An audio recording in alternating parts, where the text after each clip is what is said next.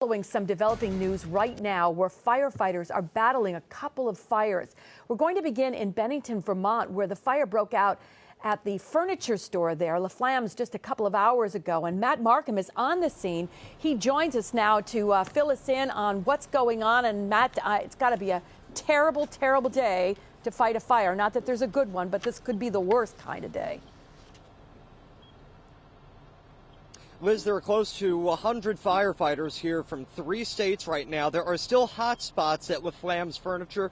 You could probably see one of them sticking out right from the corner of that building. For reference, we're on 67A. That's the road that kind of goes from downtown Bennington up to the bypass and back over into New York. When we had gotten here this morning, the temperature on my phone read -4, and I'm listening to Nick before the show saying that between North Adams and Rutland, the wind chills were anywhere between -20 and -26. When you got here, you could see the water that the fire crews were using to put out the fire that might have been spraying back on them, sticking to their turnout gear, actually crystallizing and staying on it. And I don't know if you can see anything from the big ladder that's over the building right now, but there are icicles hanging down from that. A lot of the firefighters are able to go into the American Legion, which is next door. Price Chopper brought down some bagels, they told us. They've been able to get in there and get warm.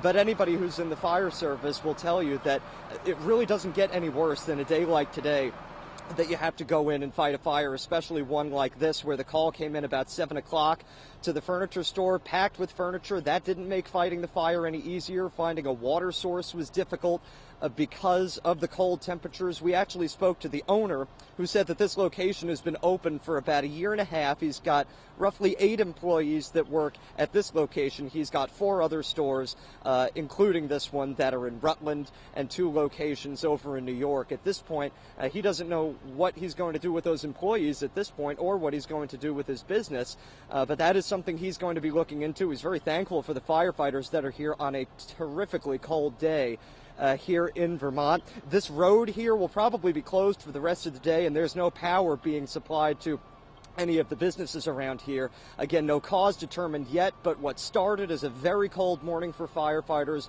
will likely continue into a cold afternoon as they work to knock this building down and knock out the hot spots that you can see very much still exist at this store on Route 67A in Bennington. We'll be here to update you on what happens, and of course at 5 o'clock bring you the story of how these firefighters stayed warm, or at least fought through the cold to fight this fire. Reporting in Bennington now, Matt Markham, CBS 6 News.